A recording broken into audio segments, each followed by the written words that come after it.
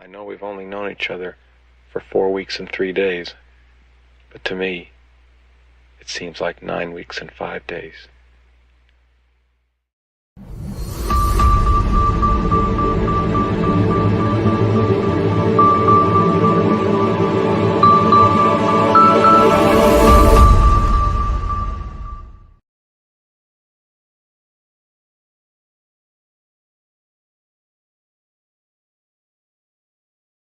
All right, all my garden enthusiasts and passionate plant people. It is the Sunday edition of the Let's Get Growing show right here on the Urban Gardener channel. I'm Enoch. I'm your host today. We've got a fantastic show for you here today. Today we have joining with us Mr. Scott Wilson from the Gardener Scott channel for Ask Gardener Scott Day here on the Let's Get Growing show. Yeah, that's right. It's the second Sunday of the month. So we should have Gardener Scott here with us a little bit later on in the show here today. Really great. Always a fantastic, awesome conversation with Gardener Scott when we have him here on the show. Plus, a really awesome opportunity for all of you out there to get all of your gardening questions answered as well too. So hopefully you guys have been preparing and thinking about things that you want to find out and learn from Gardener Scott, something going on in your garden, something you're just wondering what you should do about or how you should take care of something. Maybe you're growing something you haven't grown before, you want to know what to expect, all these sort of things that could be going on in your garden. I know Gardener Scott can answer them for you. So definitely be prepared with some questions coming up just a little bit later on in the show when we get Gardener Scott on with us here today. And speaking of today, today is Mother's Day. That's right. Happy Mother's Day to all of the moms out there today. And if you're a mom joining with us here today, happy Mother's Day to you. Thank you so much for hanging out with us today on your special day, hanging out with us right here on the Let's Get Growing show. So thank you so much for doing that today and being our moms and taking care of us so well. So appreciate all of you out there. Thank you so much. All right. Excellent. Like I said, we got a great show coming up for you here today. We also got In the Garden coming up here in just a few minutes as well too, with our good friend Mr. MBC. We'll be chatting with him. But here, right at the top of the show, let's go ahead and do this too as well. Let's go ahead and click that like button. Let's go ahead and hit the thumbs up and subscribe if you haven't subscribed yet. Hit that bell notification too, so you be notified of all of our upcoming shows here that we've got coming up here throughout the season. And definitely share with all your garden friends out there. Let them know about the Let's Get Growing show. Let them know about all the great, awesome conversations we have around gardening here every weekend on the show. That's right, every Saturday and Sunday at 11 a.m. Pacific time. 2 p.m. Eastern for all of you over on the East Coast as well. So thank you all so much for being here from all over the country, all over the world. In fact, as we saw yesterday, we had, I think, a lot of our guests or audience were from the UK that we saw in our chat yesterday too. So again, all over the world, friends from Australia, friends from all over the country. Joining us here. So thank you so much, everyone, for doing that. Also, if you are here with us too, live right now as well, I also want to remind you we are still doing our roll call at the beginning of the show. I'm going to do that here in just a few minutes. So this is for all of you who are joining with us here live on the show right now. Definitely get into the chat. Let us know where you're growing from and what you got growing on and all of that. Just let us know you're here. We'll give you a big shout out here in just a minute on our roll call. And shout out to our replay watchers, Team Replay. Thank you so much for coming and hanging out with us on your time and joining with us each and every week. And really love hearing from all of you. So definitely get down into our comments. Let us know that you're here, just like everyone is going to be doing right now for us and who are here live, jumping in for our roll call. Let us know as well, all of you replay watchers, what are you growing? Where are you growing from? Let us know all about that, or just drop in and say hi, especially if you're new to the show. I want to hear from new viewers. If you're just coming across our show, or if you just found our show recently, I want to hear from you as well too. So definitely get into the comments and let us know what you think of the show, and let us know how you found the show, all of that sort of stuff. So I love hearing from all of you. So thank you so much.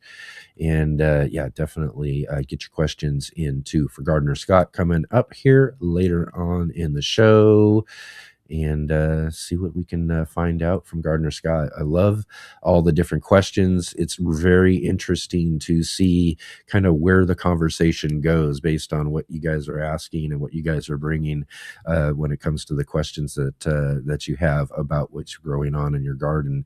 So definitely be bringing those questions coming up here just a little bit later on in the show.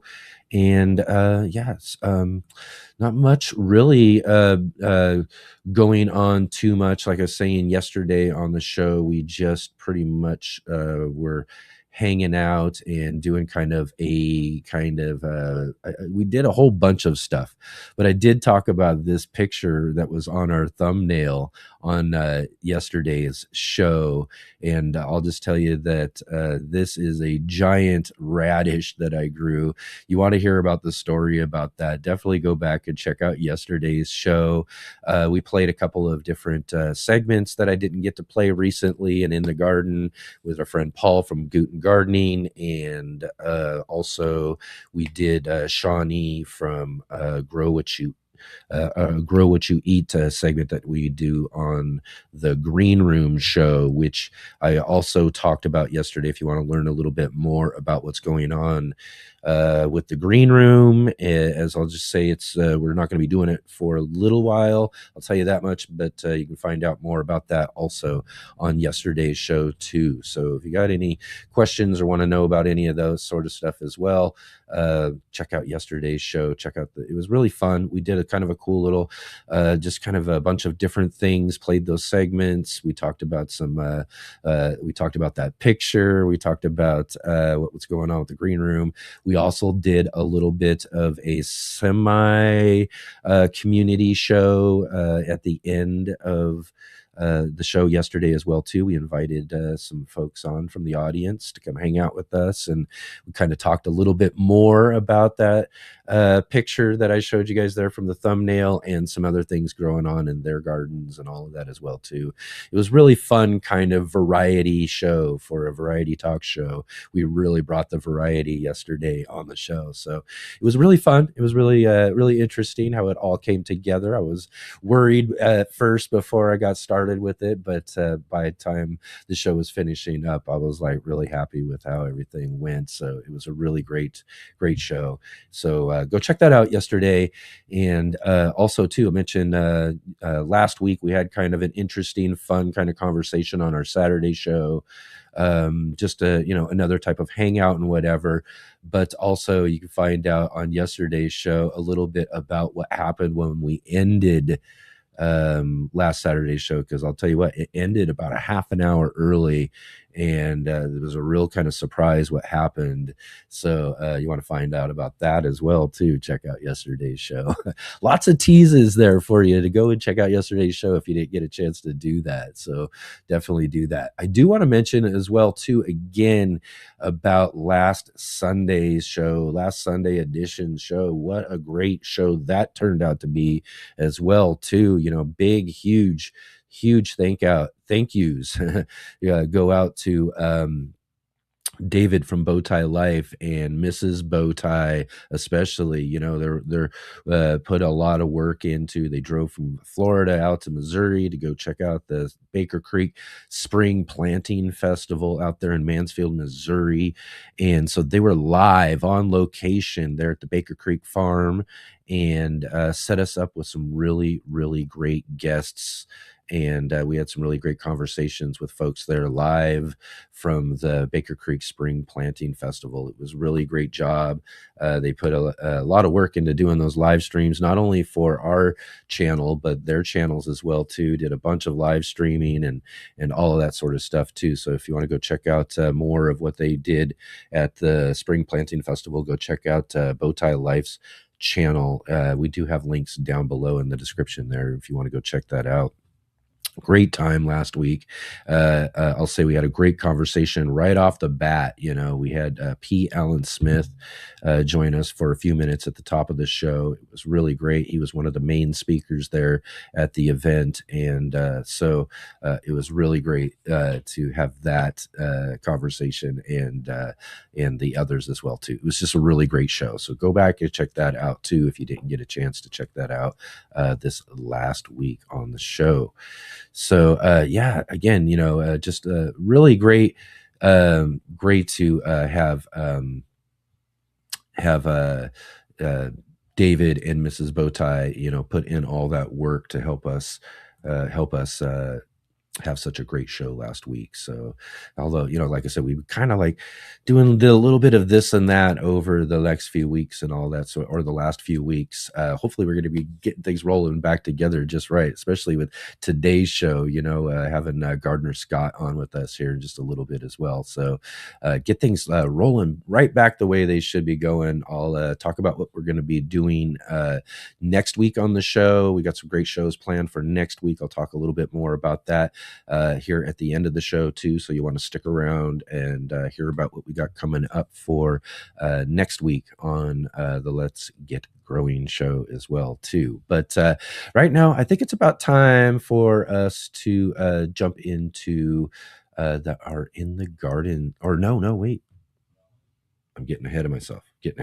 We do have something we got to do real quick here first. I was telling you all real quick, it's time for roll call. My name is Kevin. Yeah. That is my name. Yeah. They call me Kevin. Yeah. Because that's my name. Roll call.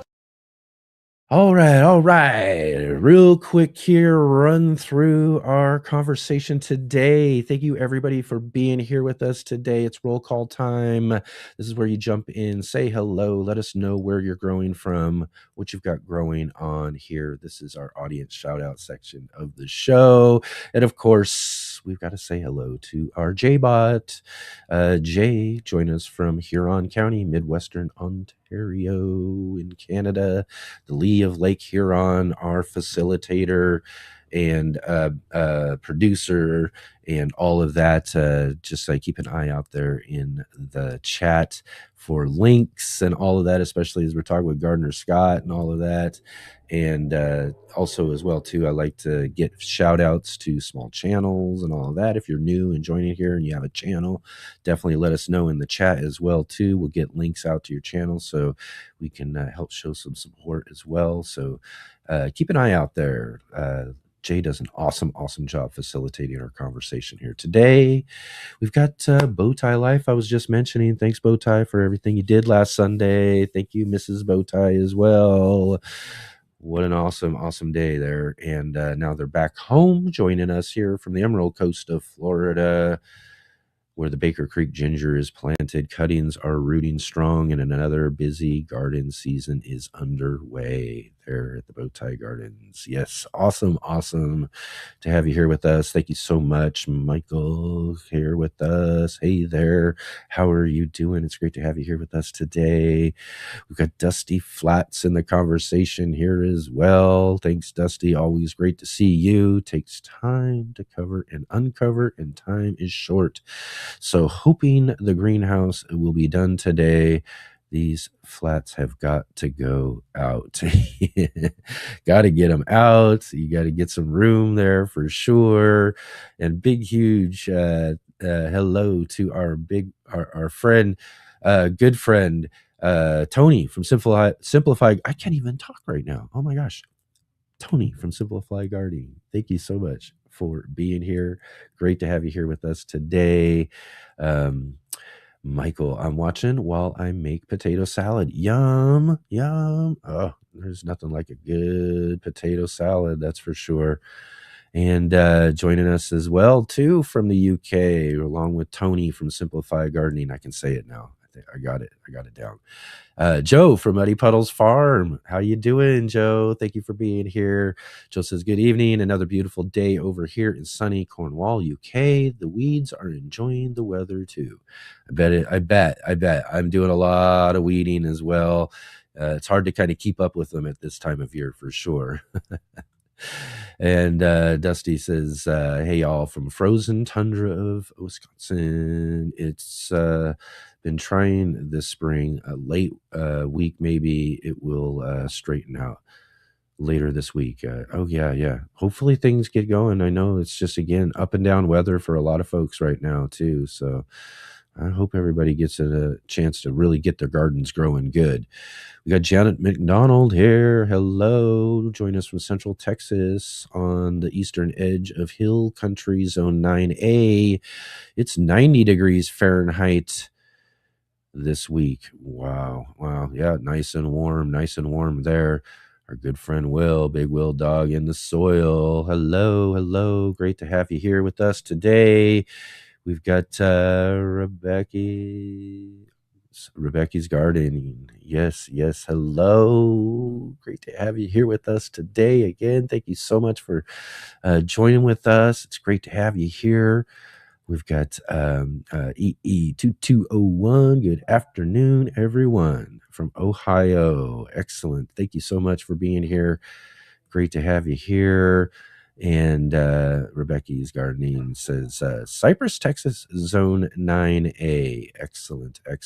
We got Habitual Hobbies as well here from South Missouri. Lots of broccoli, peas, lettuce to harvest this week, and lots of tomatoes, peppers, and flowers to put out in the garden. Outside season is well underway now. Awesome. That is so great. And Dusty also says brassicas are growing great under the low tunnel with a lot of assistance. We'll be amazed if they make it. Tornadoes, hail, and freezing temps. Oh my, lots you're going through. They better produce. That's for sure. Right on, everybody. Thanks again for joining with us here today for our roll call. It's great to have you all here for us again. I hope you're all preparing some great questions for Gardener Scott coming up here just a little bit on the show. But first, it's time for a little check-in with our good friend, Mr. MBC. We'll go see what he's got going on in the garden.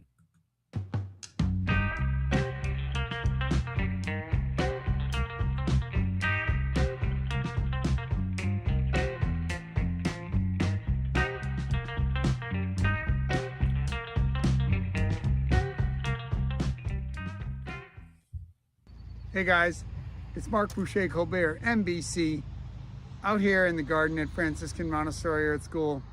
You're in the garden with MBC. Welcome to another episode. It's a beautiful spring day here in Portland, Oregon, and I'm out in our large field. Most of this was an old soccer field. We haven't converted all of it to agriculture, but we've got some strips along this way that were along the fence line that we've been growing things in over the past few years. And we've even got some big giant log edging that we rolled in last year. Somebody gave us a lot of logs. Anyway, we've got about a 15-foot wide strip here. And I'm gonna be growing corn here this year. I've grown some garlic here in the past. It has never had corn, so it's time for corn in the rotation. And I'm gonna be using what I call the banding method of growing this corn. Now you can see behind me, really what we have is just kind of a mown grass. I didn't really get this area cover cropped up like I wanted to. And so even though it has had a little bit of cultivation, it's not really tillable at this stage, nor am I gonna till it. I'm going to try to apply a mainly no-till method to this bed and to this planting. and I'm running about 100 feet long and about effective 10 feet wide. So I'm going to be running 4 rows of corn spaced approximately 2 feet apart, paths 2 feet apart, 4 rows of corn. Corn's good to plant in blocks. So I'm not quite sure if I'm going to do 1 variety or 2 varieties here, but if I do half, I'm going to divide it halfway by the block. So all 4 rows will be planted to 1 variety. Then maybe 50 feet up, I'll switch to the next. So the cross-pollination can happen within the block. If you grow too straight in terms of single rows, the pollen's going to be just blown and you won't get really good ear formation. So you want a block of corn, grows a lot better than a single row. Anyway, I'm going to use this banding method of applying both my fertilizer and water, and then I'm going to mulch in between. So I've got some tools that I'm going to be using to do this banding. I'm going to cut a line, or 2 lines in the sod actually, about 4 inches apart, 5 inches apart. First of all, I guess I should show the line. I've got some, you can see it here. See that purple twine? Can we see it? There we go. Let's contrast against my shirt. This is Mason's string or twine. It's very flexible, very elasticy. It's not, I mean, I guess it's nylon-y, let's just say that. It's got stretch. It can be pulled quite taut, so it makes a nice straight line. I'll just hammer in a stake here for my first line. That'll be the reference. And then I got my line running 100 feet to the end. And then I can use a tool like this, which is a sod cutter. If you've ever seen one of these, it's a half moon blade. The action looks something like this. I won't show you the blade right now, but you're basically it's got a little lip that you step on. You rock it forward and back to get it fully in. Then you go sideways to open up the soil, and it makes a nice straight cut. Then you're gonna proceed forward, back and forth here. Let me tilt this down. We can tilt here. We have the capability to do that. All right, so look, I'm gonna jam it in, back and forth a little bit, then side to side. So I'm gonna be just making lines like that along my reference line. Then I'm gonna come back and make a second one about 5 inches away from the other one. I may be working on either side of my reference line, 2.5 inches on either side of my reference line. So that's going to allow me to have a strip that's about 5 to 6 inches wide. Then I'm going to come along with something like this, or you know, if I don't have a sod cutter, a real stiff small shovel works like this. This is almost a flat blade spade here. I really like this one's from Corona. I really like this. It's an all steel shank welded directly onto the blade, so it has a lot of leverage power. This thing seems indestructible, and it really transfers, once you plunge it into the soil, it really transfers the lever power. Traditional wooden handle flexes a little bit. This doesn't really flex, so it's going to transfer all the leverage onto the blade, which is great. So either using a sod cutter or some kind of a straight back spade or something with just a slight curve, it's gonna make it easier to make straight lines. If you use a typical shovel, you're gonna get a really scalloped line, which, you know, make it a little harder, make it a little less efficient. This is a grub hoe or a grape hoe or a field hoe. I really like these things. These are actually made from old farming discs. A.M. Leonard, I think I got this from. This is a tool for a lifetime. It's very sturdy, it has a huge solid weld where blade and sort of ferrule meet. I guess that's called the ferrule. Then there's a big old pin. You know, the wooden handle is going to be the first thing to break on this, obviously, and if I take care of it, which we do, we sand it up, we oil it up every year. Should last a good long time. Want to make sure, like any hoe, your blade is sharp. And then I'm going to go and I'm going to just literally like cut out the sod. See if we can get back onto my little demonstration area here. All right, I'm going to just literally take out the sod, and then I really want to make my channel about as wide as the hoe.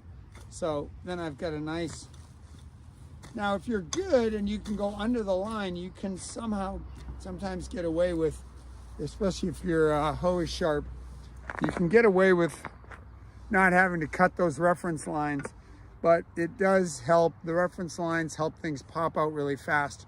But if you're good, you can go straight under your mason's twine there.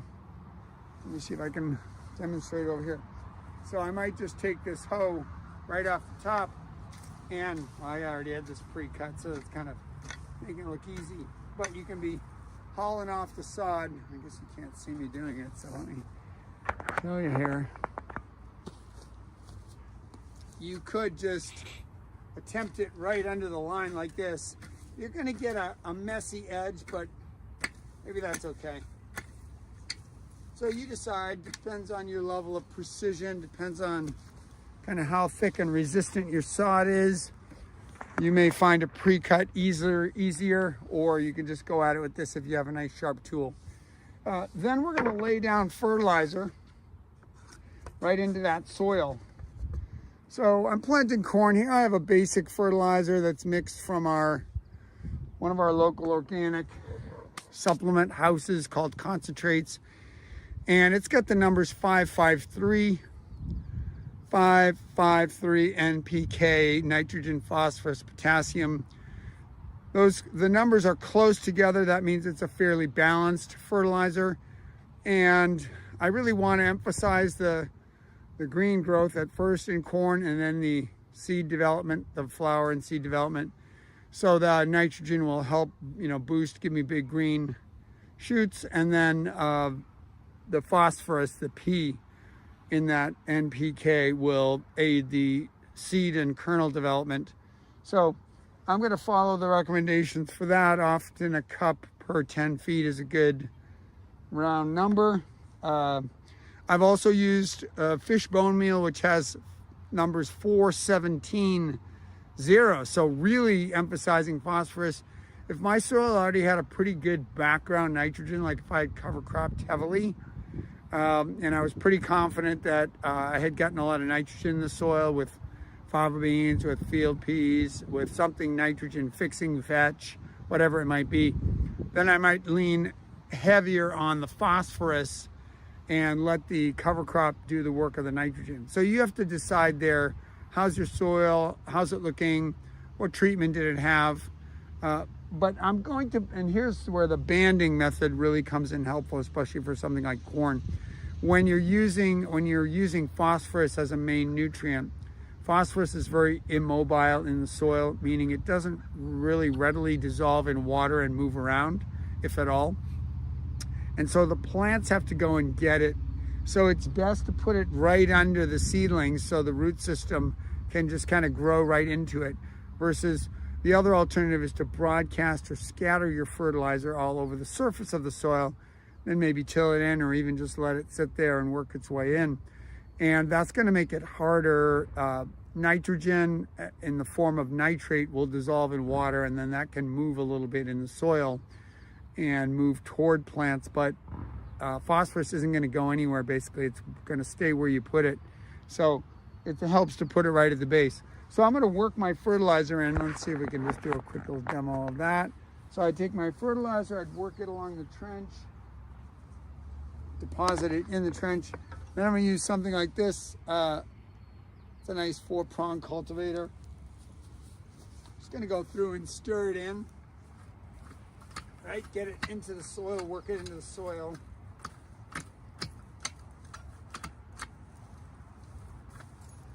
Okay, so that's pretty much the only tillage that I'm going to do because I want to, the more I learn about no-till and the microbial and the fungal community in the soil, the more I want to try to protect that. It's already in place. And if I bring a tiller in, I'm just going to be disturbing that and kind of causing a setback to the soil community. And they're the ones that really do the work, right? They're the workers. So they're going to be digesting that fertilizer, making it available to the plants. Now I'm going to come through and water that deeply. I could do that either with a hose or just set up some drip irrigation. Eventually I'm going to have drip lines running there, but if you're like me, you don't get to that stuff till a little later in the season. So I might just bring a hose out, really deeply water those trenches, but in this whole, 10 to 15 by 100 foot area, I'm just gonna have to water 4 100-foot strips, 4 narrow little 100-foot strips. So that really conserves on water, especially at the beginning. And then into that moist soil is where I'm gonna plant my corn. I'll plant my lines of corn. And then eventually I will get some drip lines set up there too, so that the water's going right to the base. Now, what will I do with the middle? Well, I don't want all this grass to regrow. At some point, some of it will definitely start to regrow because of moisture still in the soil and moisture a little bit that I add that moves laterally. So I'm going to put a deep mulch on there of wood chips. I happen to have a good supply of wood chips dropped off on site. So I'm going to put a deep mulch. By deep, I mean, 6 inches. I may at this point choose to also scatter fertilizer on the surface of the soil as a kind of secondary side dress, meaning that I'm going to allow that stuff to slowly sink in and get worked in by soil organisms. And eventually, as it gets worked into the soil, the roots will be able to find it. Some of it, of course, will dissolve in water and make their way to the roots that way. But underneath that mulch, I will scatter on the surface, fully intending that that's not my primary fertilizer for the crop at hand. The stuff that's banded underneath is what I'm targeting for the crop, but knowing that in a couple of months' time, that will give an additional boost. And that's going to be my corn system. I'm looking forward to it. Every year we grow lots of popcorn here at school that we sell and that we enjoy for our own use. We grow flour corn that we grind up and make pancakes and other things out of. And then sometimes we even grow a little sweet corn just to have when school is back in session in September, which is really fun. So corn is an amazing crop. It's has an amazing diversity of shapes and forms. And it's just wonderful to have it as part of our garden rotation. It's a heavy feeder, so we got to take care of it. We're going to be giving it a good amount of fertilizer and a good amount of water, but we're going to try to target that in bands, putting it in strips and concentrating the fertilizer where especially that phosphorus can be easily reached by the plant's roots. And then putting down our watering in strips in terms of drip tape and such, so that the water very efficiently is delivered to that, and we can take a fairly large area and be very conservative and targeted in terms of our fertilizer use. I'm looking forward to a great harvest. I hope you are too. Hope you can employ some of this.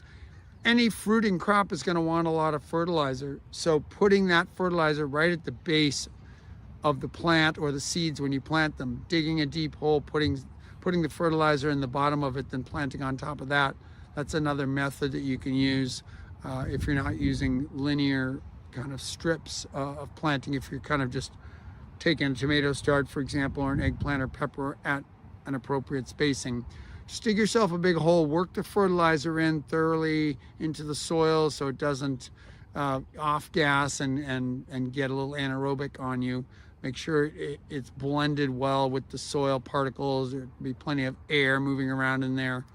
And then I think this technique will reward you, and it will certainly use the minimal amount of fertilizer and water that you need to have a maximal effect.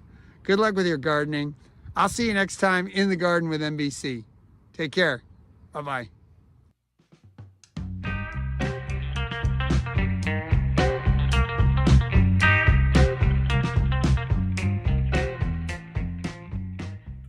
Ivory Organic was founded on the gardening concept of whitewashing, simply lightening your plants to better tolerate weather extremes, transplant shock, and so much more.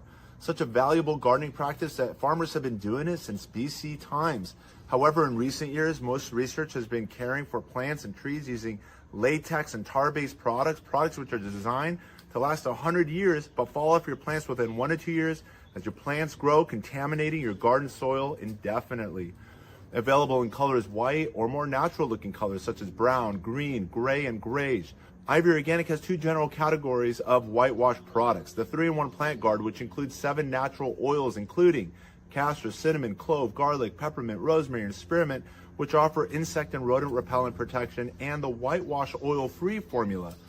Both products also have diatomaceous earth in the base ingredients, which naturally offer some insect repellent protection too. As always, keep growing with Ivy Organics, and wishing you all happy gardening.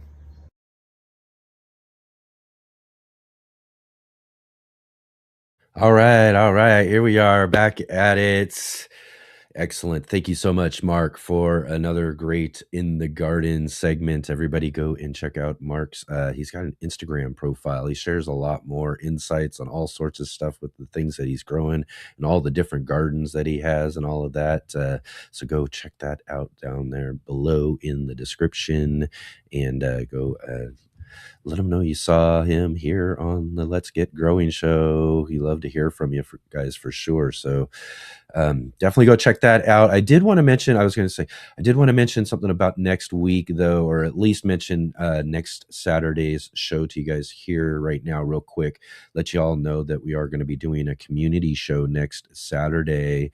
Another community show's come around, and this is a time for us to get to know you, our audience. That's right. You, the audience, are the guest for our community shows.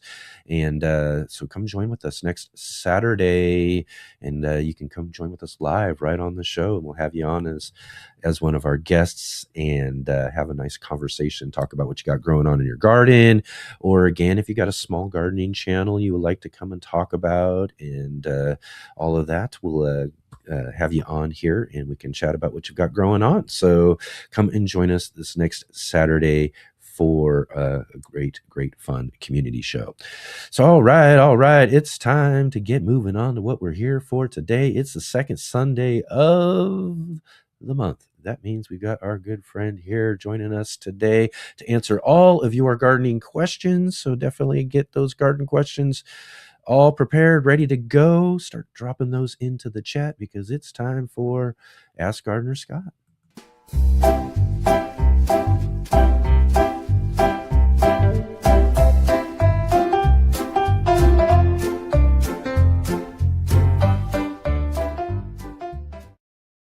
All right. Let's welcome Mr. Scott Wilson to the show. Gardener Scott, how are you doing today? Great to have you here. I'm doing well, Enoch. Good to see you. It's great to have you here back again already. Right? Yeah. I know. It was just a few weeks ago. Short, exactly. It was a short little break. It was like, I know I say that a lot, before. It's like, we just had you here just not too long ago, but it's really short this time because we had you on a week later last month. But again, great to have you back here. I got something I'm going to talk with you about here a little bit, but tell us a little bit what's been growing on in the last few weeks, how things going out in the garden, how things looking out there. I bet you things are starting to really start growing. Yeah, in fact, this week, I think my garden season started. So yeah. I'm still about a week away from my average last frost date. And so, that's one of those things a lot of gardeners don't fully understand or appreciate, that when the seed packet says after your last frost date, what it's talking about is the average last frost date. And so half the time it's before that date and half the time it's after that date. And so it was 3 days ago we had a hard freeze, but the long range forecast shows no more frost, no more freezing. And so effectively it looks like this year my average last frost date is about a week later than the actual last frost that we had. So I'm kind of rolling the dice a little bit, playing the numbers. Just gonna jump on it. And I've already put a lot of seeds in my garden. So I had put some plants or some seeds started, cool season crops, but when it gets down to 20 degrees, that's enough to just zap any plant that is still 2 inches high. So I've essentially had to reseed almost everything, and I did that this week. So they haven't sprouted yet, but the trees are budding out pretty well. They got a lot of damage in that severe cold I had. And flowers are starting to recover in some areas. So yeah, things are growing, and I consider my summer season started. Yeah, perfect. Yeah, me too. Kind of similar situation in a way too, though. And it's one of those things that is really kind of important in this time of the season and all of that, is that when we're looking at things and these numbers that we get attached to, last frost dates, our zones, all these sort of things, is these are just kind of guidelines. Yes. Nature's going to do things different every single year. It's going to throw you all sorts of this, that, all this and that and whatever. And even in some cases, like for me, lots of warm warm days, Yeah. leading up to what would be my last frost date, right? So a lot of like what would kind of be deceiving days that are kind of like, hey, look, it's really nice out now, it's spring, it's ready to go, that sort of thing. So you want to get some of those more summer type crops going, but then It's there's that dangerous. sneaky freeze or frost or something that'll sneak in there. And that happened to me too, just a week or so ago, or the week before last. Yeah. And just a biting hard freeze, which I was expecting maybe we could have a frost. And that's how tricky nature can be, right? Maybe we could have a frost still, that sort of thing. It's getting into that range of the season, but you're not thinking a freeze like what we had.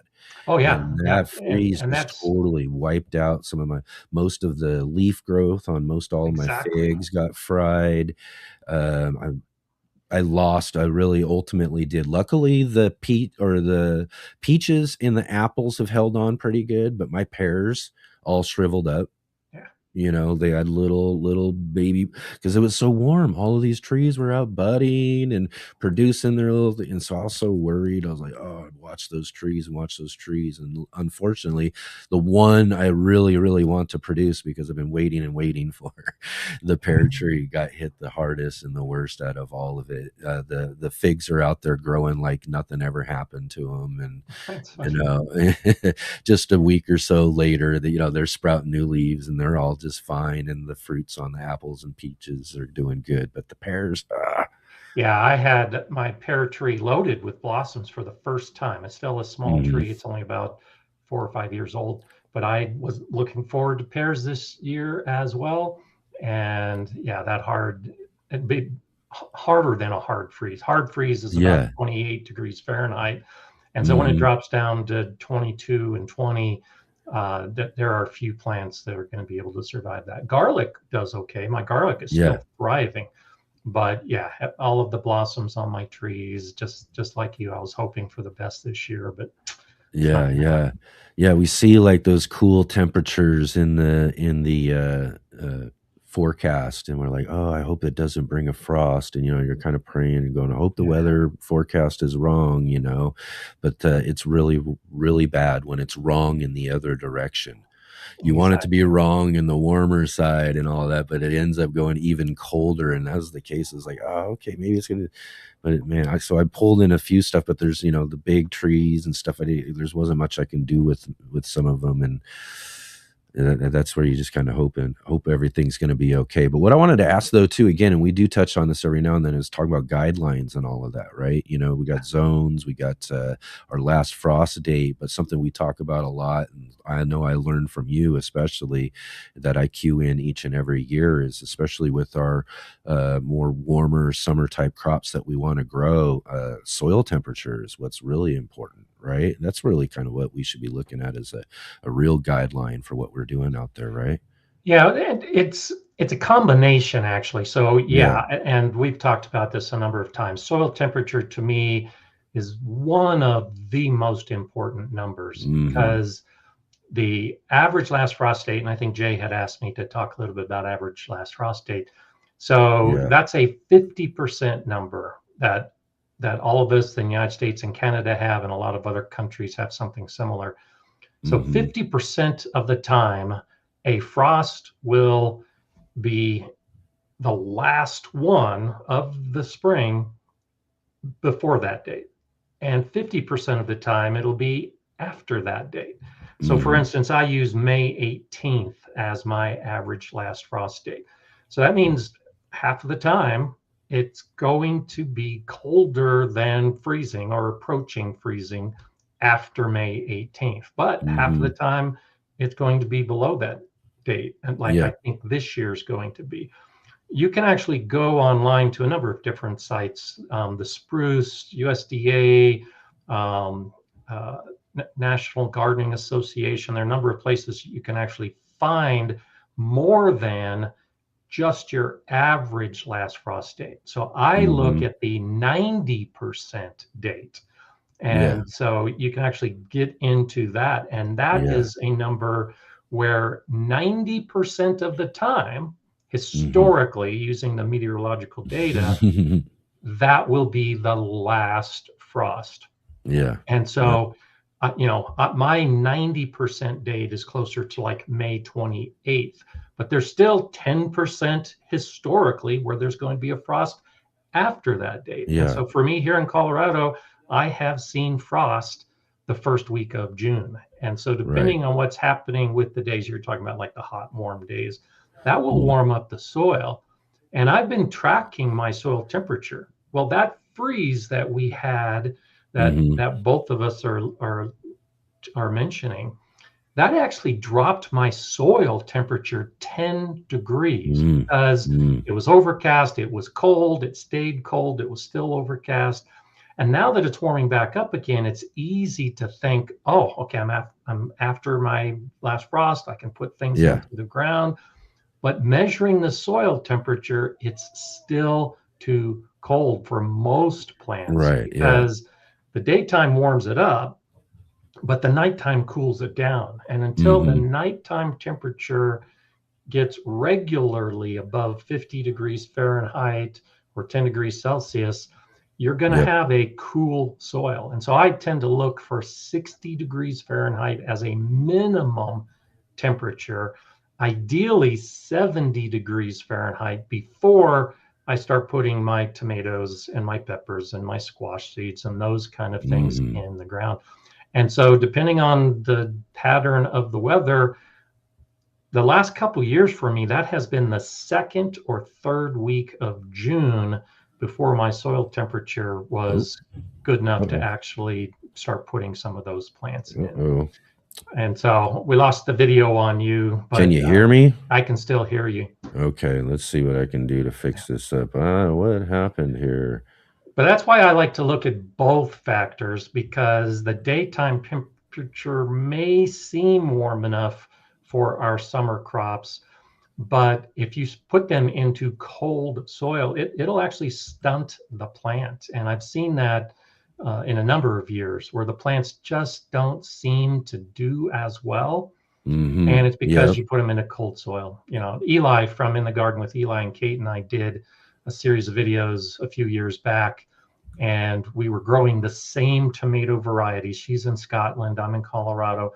And to make some of those videos, we actually kind of cheated on the calendar where we wanted the video to come out. You know how that is with YouTube. So you want a video to come out on a certain date, but you actually film it a couple weeks ahead of time. And so I was planting tomato plants about 2 weeks earlier than I had planned for, just to make that video. And those plants never really recovered. The plants that I did put in the ground 2 weeks later did much better because they weren't shocked by the cold temperature. So yeah, that really does make a big difference. Yeah. And again, like you said, it's the combination of things. And really, when we think about, again, you're talking about doing an experiment with Eli and Kate, all the way over in Scotland over there.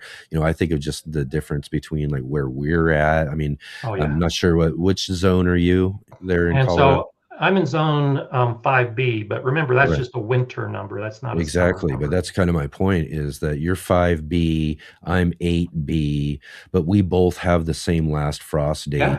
Exactly. right? You know what I And mean? and That's and just telling. Eli has that same frost date too, and she's Yep. about, I think, a 7 equivalent. Hmm. And then also on top of that, when my soil temperature is going to reach those 60 degrees is going to be a different time period than what it's going to be for you as well, coming out of some of that cold, it's just, we can be in have these similar numbers or different numbers, and none of the, it's a combination of those numbers that Right. we're really looking at. Yeah, and Yeah. it kind of annoys me. There's been a few companies I used to work with that I don't work with anymore because they send out guidelines that will say, like back in March, I saw information saying now's the time to plant in zone 8. And you know very well in Oregon that you might be in zone 8, but you're not going to be putting your tomatoes in the ground in March. And so there's a lot more information, and how we use the information really becomes important. Yeah.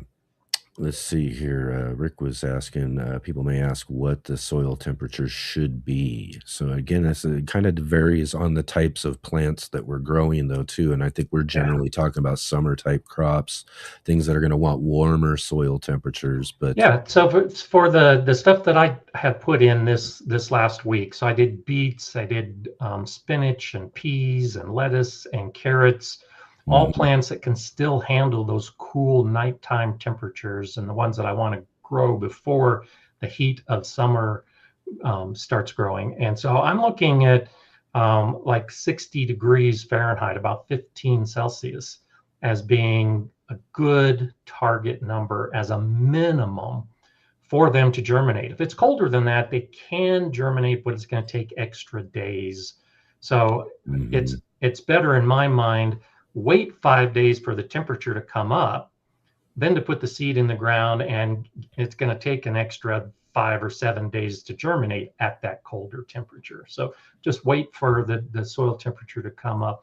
But when we start talking about the tomato plants, for instance, ideally you want 80 degrees Fahrenheit, which I think that's closer to 25 Celsius. And so that's ideal.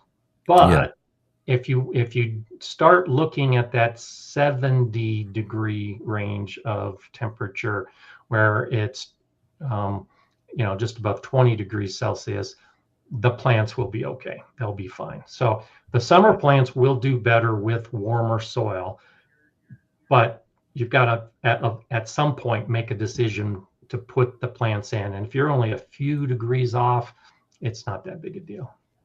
Yeah. Few degrees for sure. Definitely. So right on, everybody. I already see we've got a couple of questions that are coming in already. I want to make sure everybody gets a chance to get your questions in. So drop in questions there, but also, and we're going to get into them. Jay's going to make sure that we get them put aside for me here. So definitely keep dropping those questions in. But I remember last time I had you on, we got so many great questions were ever coming in, and I know they're going to start coming in here as well too. But I didn't get a chance to talk with you about what I had one thing written on there because it's been coming up a bit.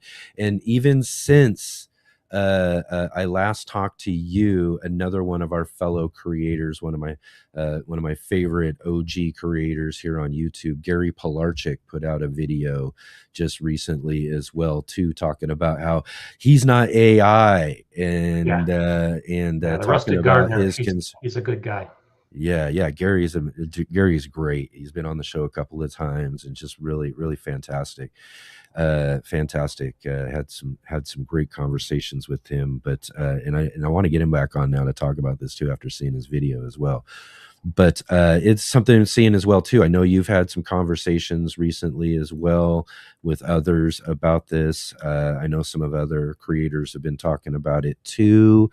But I thought, let's jump in here and have kind of a conversation a little bit about it as well too, because I think there's a couple of different things that are kind of going on in the sense of AI that I think maybe kind of need to be clarified a little bit, maybe in a way, but at the same time, also people need to be really kind of aware of, when it comes down to it. And the thing that I haven't necessarily run into yet, but I'm sure I'm going to pretty soon, as much as I'm hearing about it and other folks and stuff. And one of the things that, others have been really worried about is, AI, people just creating AI gardening channels, taking your content, Scott, taking a video you've done on, the 10 best ways to take care of tomato plants, right? I know you've done something similar like that, right?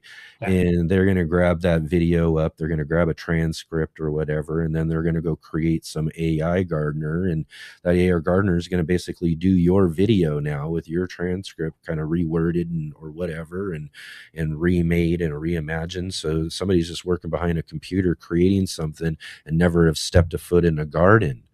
And then the imaging is another thing that he gets into, and I suppose we can dig into that. So, tell me a little bit of thoughts on that end of things, and then we'll kind of get into some other stuff I think is important to talk about as well.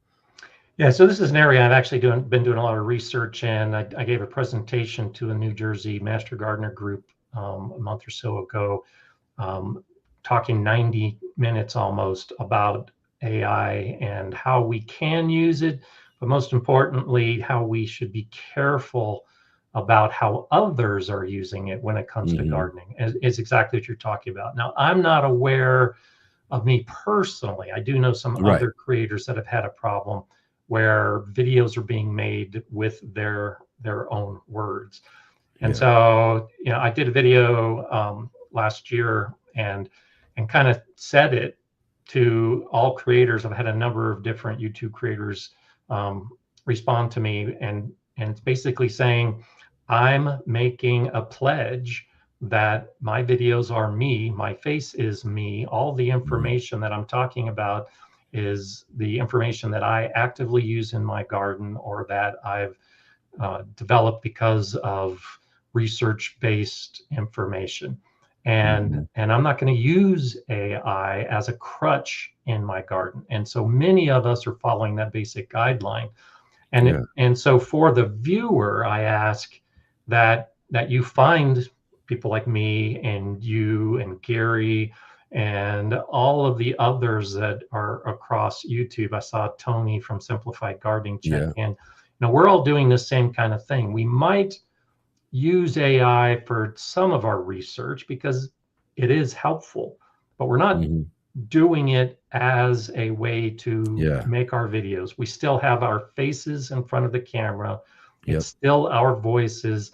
And I think it's important that the viewers, the gardeners that are looking for information, find someone, a trusted source that they can follow. And if the video just looks too perfect, if the pictures are all beautiful, if the voice is that slight English accent, but every now and then the pronunciation just isn't quite right, those are the kind of videos that are typically AI. And if you understand inauthentic mistakes. Exactly. And the way AI works is it's just accumulating data and putting it out onto the screen based on what the creator wants. And if the creator doesn't know the right from wrong, AI doesn't know right from wrong.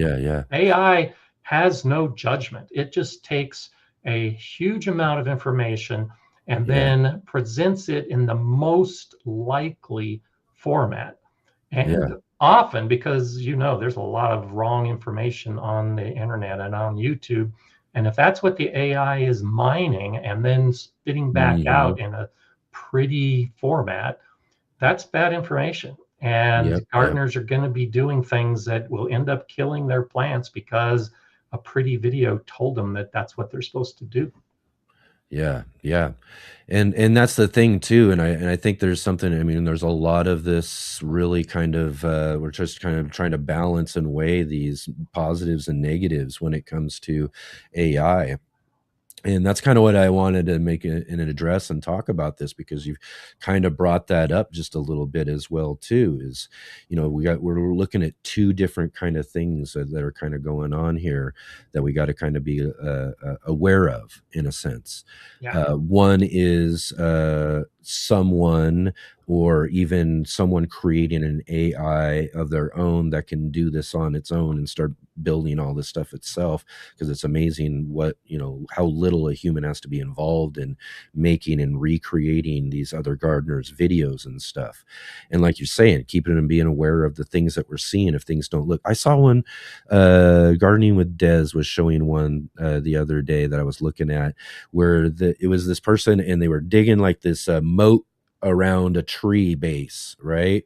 And it was deep enough to put in like little koi fish, and there were like little perfect little koi fish floating around inside. And but they were, you know, showing the whole process of how to put it together and dig it out and put the thing and lay it in there and pour the water in, and then you pour the fish in. But yeah, it was just like, that's for one, don't do that.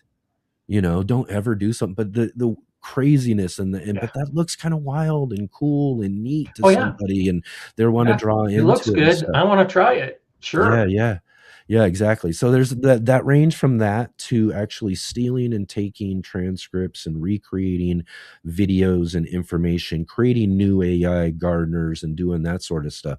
So you got that end of the spectrum, but then there's the other end. And I know we do got Tony in the audience right now. And Tony is someone that, you know, is a perfect example of, you know, someone who I've learned a lot about this sort of stuff, is that there are great AI tools out there that we can use as authentic gardeners to help get our videos and our things out there. And as far as I've ever really gotten, because I'm still learning it, to me, it's still a lot for me to process in learning about some of this stuff. So I've asked some AI, you know, about some titles, right? Like, what's a good title for this video, right? Or, you know, we talked about like helping with like creating good thumbnails, because we know that the YouTube algorithm is, you know, it's looking at certain things and stuff, you know, whether it's thumbnails and titles and all these sort of stuff, that we could utilize these tools to kind of help us get our authentic gardening stuff seen a little bit more when we're up against AI that's doing all this other inauthentic stuff, right? So there's this balance that we kind of got to make with all of that sort of stuff as well too, right? Oh yeah, absolutely. And you know, I played a little around a little bit with it, and you know, I, like you, I'm sure, get emails from people saying, "Oh, I can create a thumbnail for you, and it'll drive up your traffic, and here's an example." Even for a small channel like mine, I get several a week of those. It's AI created, and it looks good, and it probably would get views, but I don't do that because my audience doesn't want me to look like some young guy with no wrinkles standing in front of a perfect garden. That's just not my thumbnail that I want to present. And, you know, the information, you know, Tony is a good example on the other end of the spectrum, because he's created GrowTrack, which is an app. I was going to get into that too. Yeah. That is driven by AI, but he has spent years developing how the AI uses information from his videos, information from his trusted sources. And so that's the kind of thing that a gardener could use, because you trust the source that has created the AI. Eli and Kate have just done some amazing things with the AI they use in developing their gardens in Scotland, and also in figuring out how they're going to put their videos together. And Sean from Chili Chump, same thing. I've seen his setup and the way he uses AI, but it's because they take the time to train the AI so that when they're looking for information, they can trust the information, because they've put the data that they want into the AI machine, essentially. It's when gardeners just do a search and blatantly accept what ChatGPT is going to say is the right answer, or what Claude says is the right answer. That's where you have to be careful. So most gardeners should question the information they get from AI. And it's that simple. If the Yeah. AI spits out an answer, if you ask a question, when should I plant my tomatoes? And it comes back and says April 15th. And I'm thinking, wow, in Yeah. Colorado, April 15th just doesn't make a lot Right. of sense. You then Yeah. ask the AI, where did you get that information? And the AI will tell you, oh, I got it from the Epic Gardening channel in San Hmm. Diego. And it's like, oh, okay. So you have to question, you have to ask for additional information. And if you do that, then AI can actually be a very helpful tool. But it's Yeah. the same thing I've been saying for years. You've heard me say it. Don't do what I say to do on my Hmm. videos and use that as your only source. Yeah. Go to those other channels and see what they say. And when you find out that, Kevin from Epic Gardening and Tony from Simplified Gardening and Eli from In the Garden with Eli and Kate and Scott from Gardener Scott and Enoch from the Urban Gardener, when all of us are saying the same thing, then it's more likely that that's the kind of information you should probably consider in your garden. Yeah. Yeah. Exactly. The one thing that, and we're so blessed, in this new modern age that like YouTube came along and that sort of thing. To me, I love it because, really what made it so popular, so why so many people wanted to watch it was because authentic, real people could get a camera and go out and do the things that they do and share that with people, and people could learn from them, and we could build communities and do all the things that we've done with this just great platform that we have Yeah. with YouTube and everything. But that was the gold, was that it was real people. I've never been necessarily a fan of like reality television. I've come from the reality television generation, right? Right. But I've just never really been a fan of it. But when I found YouTube, which was reality television, all that stuff was scripted and made up in the long run, and you could really tell, it was, there's just something about, that television or entertainment at that type of level of production, you know when you break away that level of production and you just put a camera in somebody's hands and they go out in their backyard and start digging up some potatoes or Mhm. planting out some carrots or whatever it is, you're getting authenticity. And that's what we come to this platform for, right? So it's kind of tough to see this now turn. We're moving into this AI generation to having to worry about and competing with inauthentic computer generated people and sharing different types of information and all that sort of stuff on that level. So to me, I just find it, again, too, it brings it back to what you were saying and the importance of us just really kind of paying attention to what we're seeing, Yep.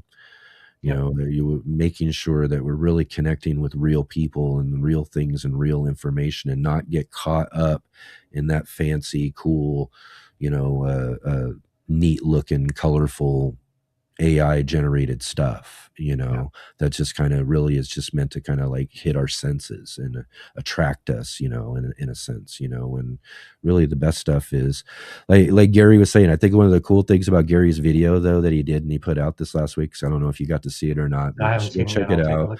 And most people should check it out. I think Jake maybe could find a link for everybody out there. It's just really great. But he left in some, like, what I used to do is put bloopers at the end of my videos.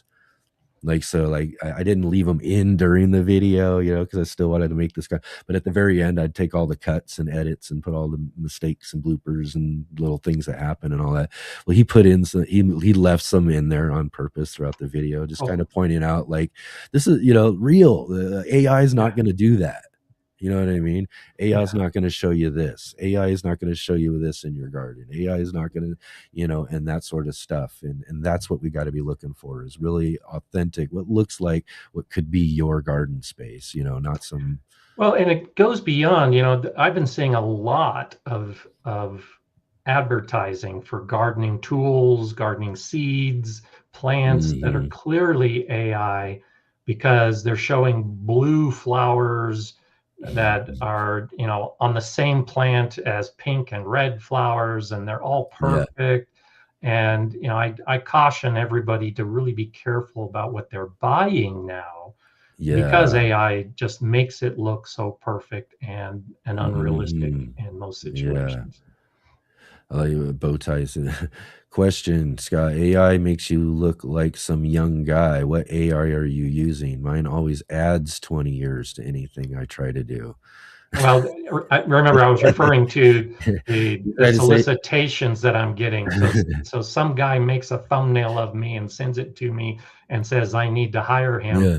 I have no idea what he's using, but he's obviously making me look younger so that the thumbnail looks better. And I think, you know, that's funny, from a creator perspective too, is the assumption that, you know, you have to have that young pretty face to sell your product, and if your product is a YouTube channel, then the Mhm. reality of some old guy with gray hair and a gray beard is not what people are going to want to watch. So you got to change the thumbnail to attract the Yeah. audience.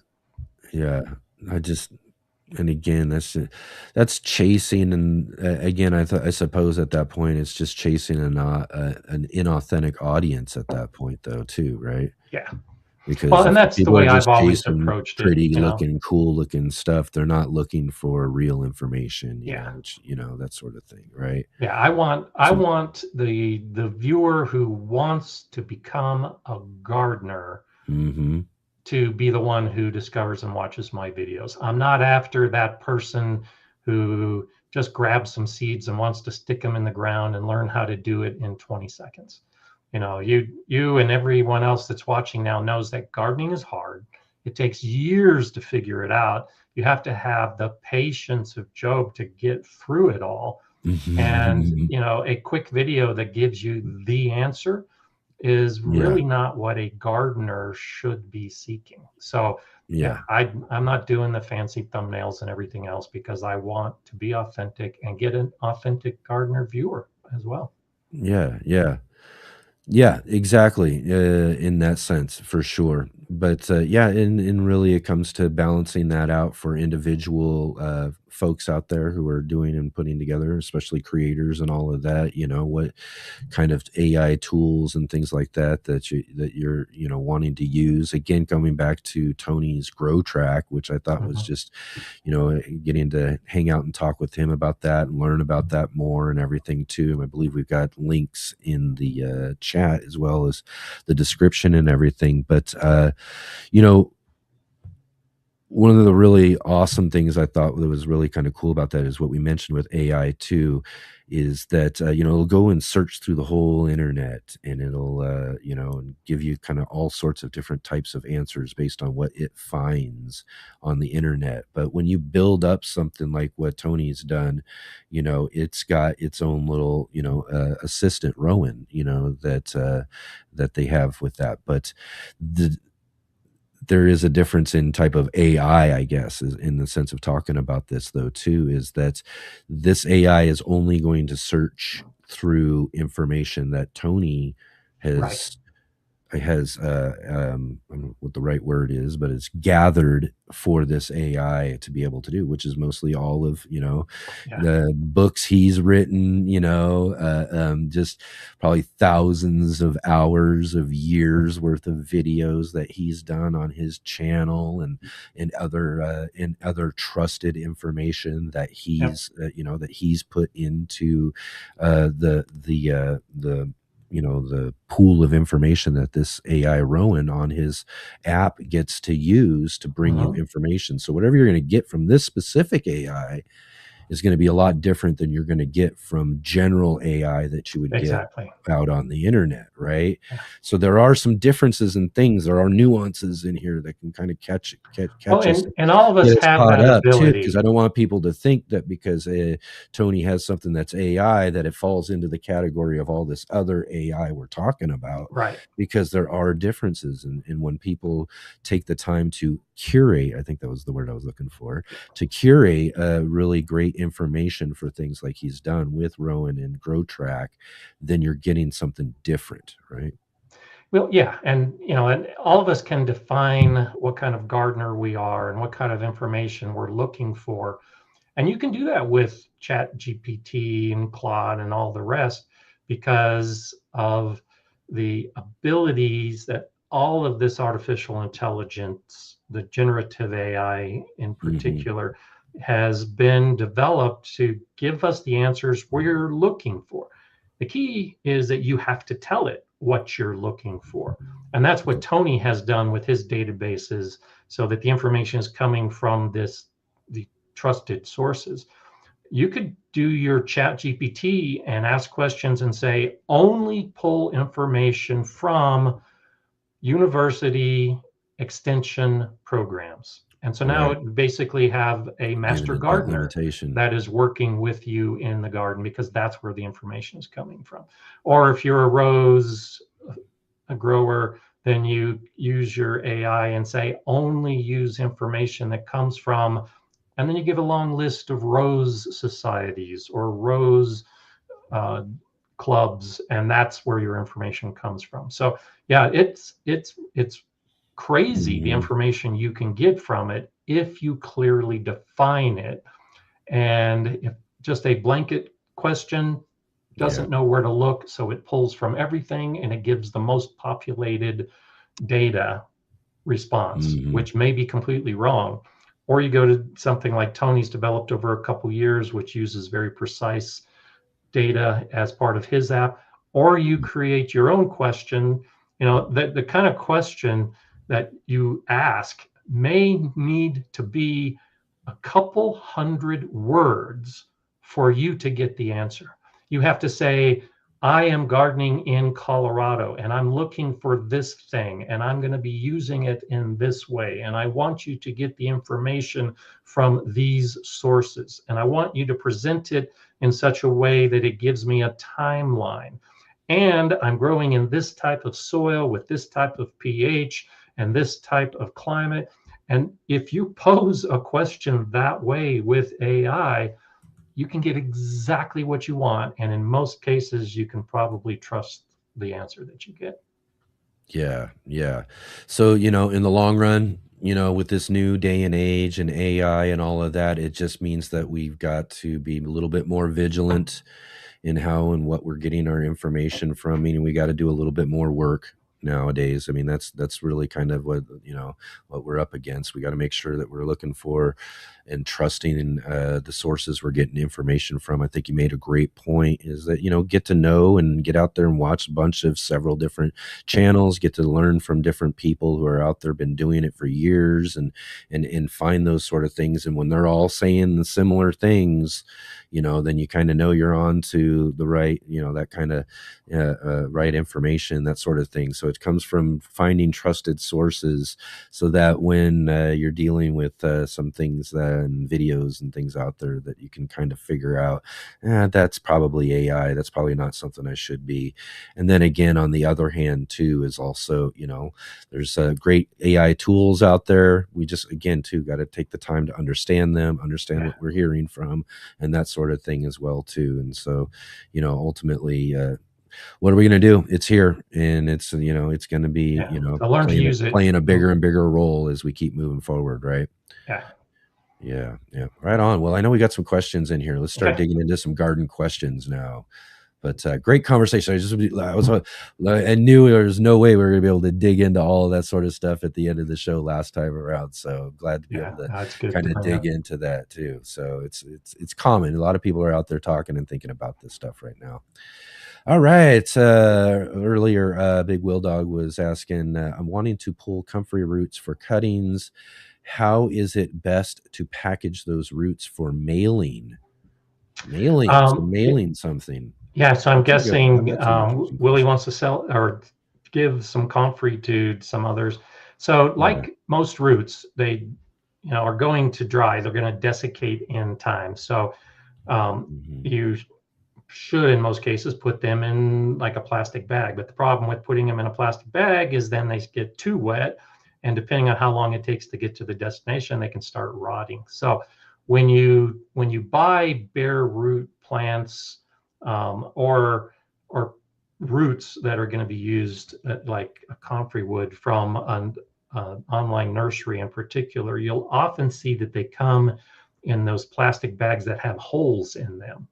And so the plastic helps retain the moisture of the root, but the hole allows some of the air to flow through it so it doesn't start rotting. And that tends to work if it's only going to be 2 to 3 days in the mail. You can also just put it in like a paper envelope or a paper covering that achieves the same basic thing, where it allows the air to come in so it doesn't start molding or rotting, but still retains enough moisture so that the root stays alive. Now, I've never actually gotten comfrey roots. I'm not aware of anybody that's selling comfrey roots, but that is just about the best way to propagate them. So I'd say, Willie, experiment a little bit and try sending a couple things to yourself maybe and pot them up and see which one works the best. But it's that balance between retaining moisture but not having too much moisture.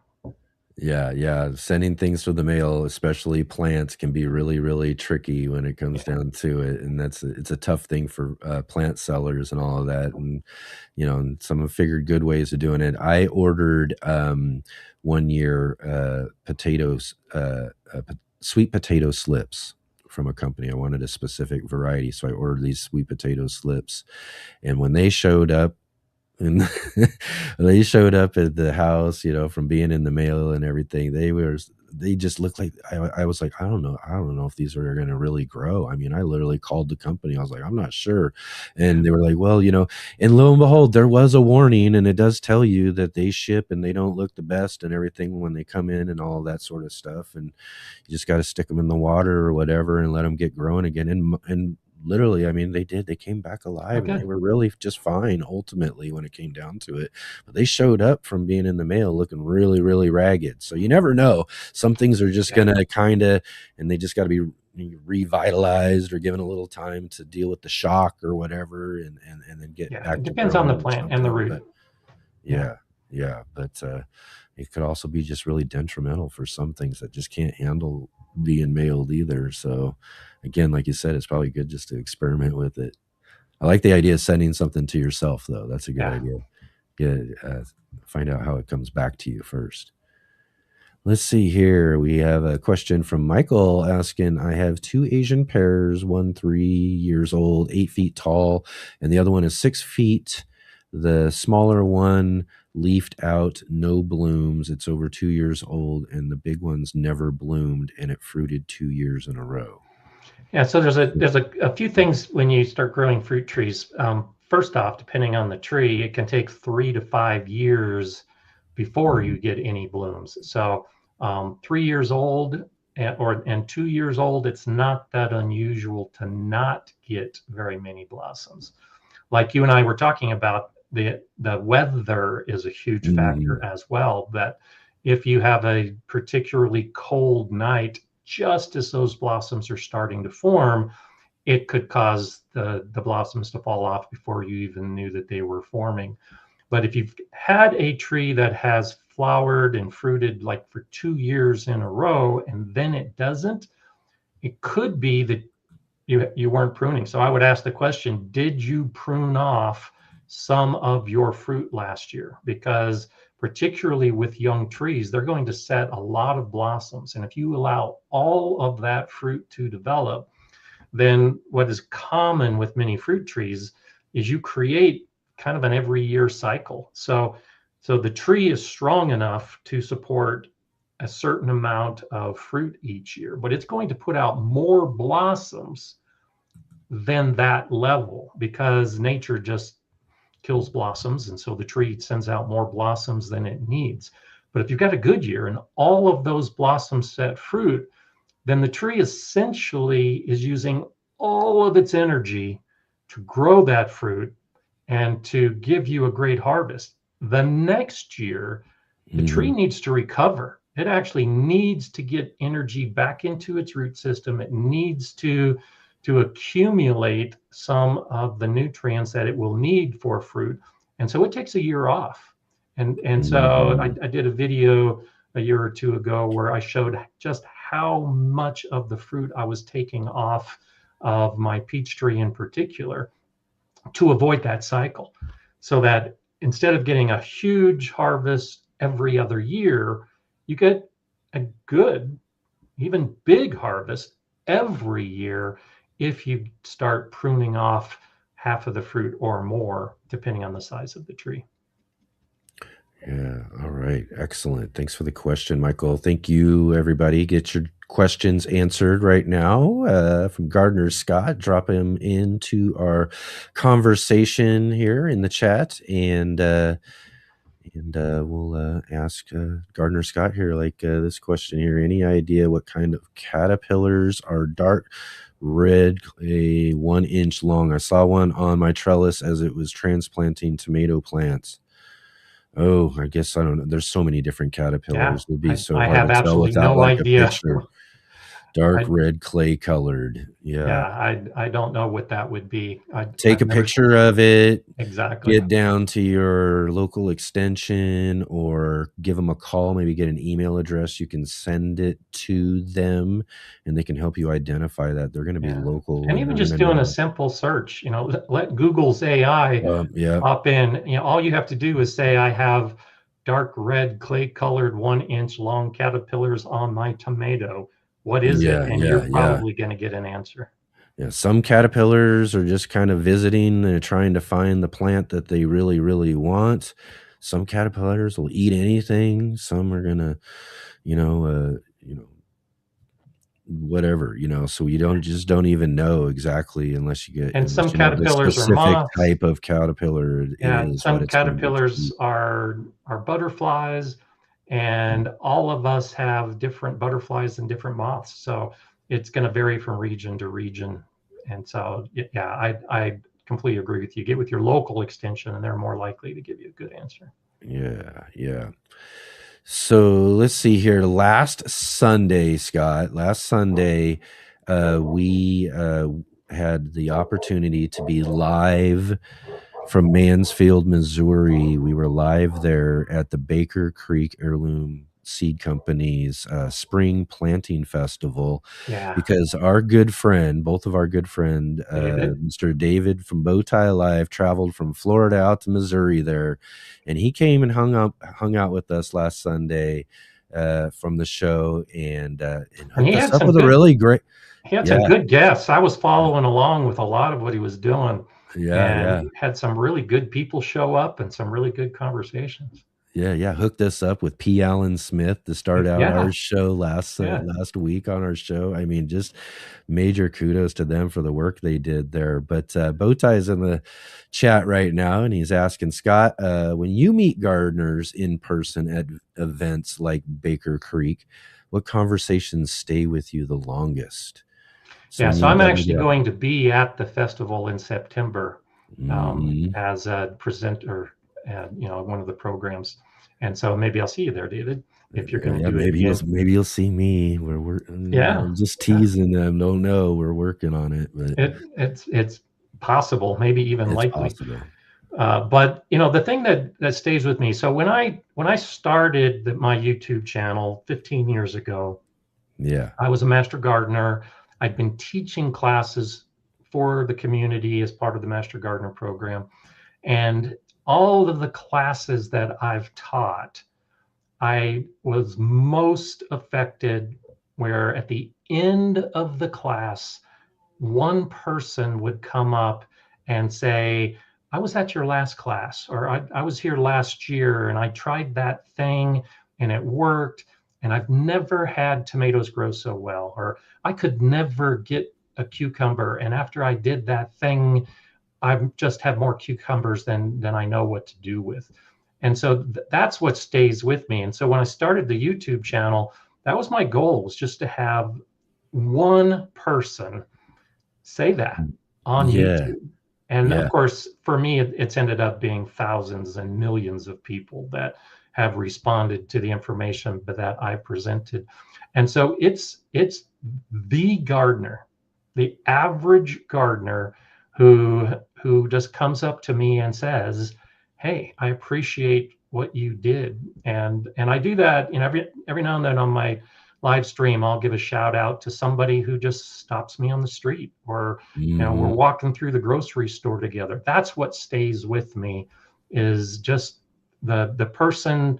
You and I are on the screen right now, and the Yeah. people in the background are all invisible. We're Yeah. talking to each other, but we're also talking to a lot of other people who we'll never meet.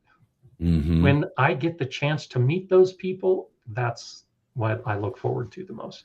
Yeah, yeah, it's even for, a small little channel like my own, it's just, I've had a few, instances that were just kinda, for one, blew me away that Yeah. that even happening to me at all, but let alone, that versus, you know, just being, like I said, a small channel. And so I'll just share a story real quick.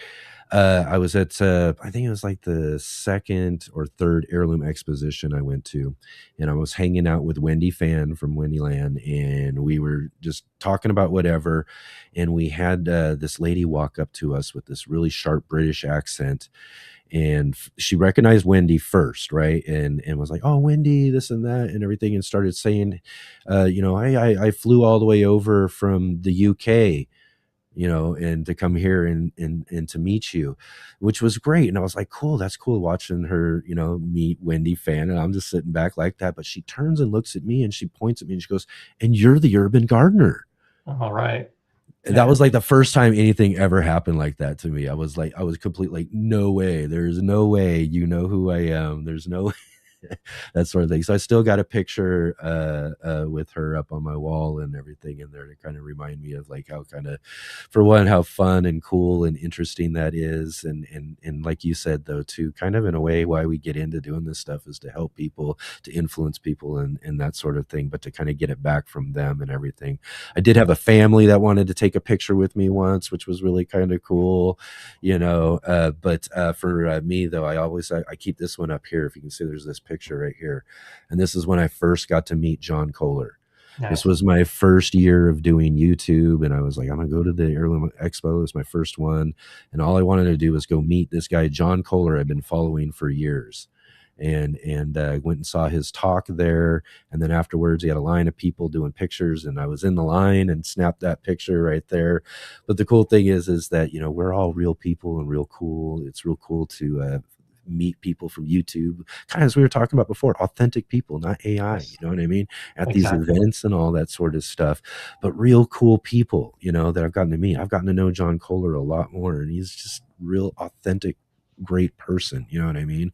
In the long run too. So that's what's really kind of cool about all of that. But it's fun. It's fun to meet It people. is. It's fun to go to those events and do that sort of stuff. And it was really kind of cool to see David and everybody have so much fun at that event last week.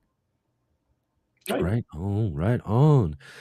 Let's see here. And someday, hopefully, maybe this fall, I'll get to meet another one of my YouTube idols that I love and enjoy all the time, Mr. Gardner Scott. You never know. Very possible.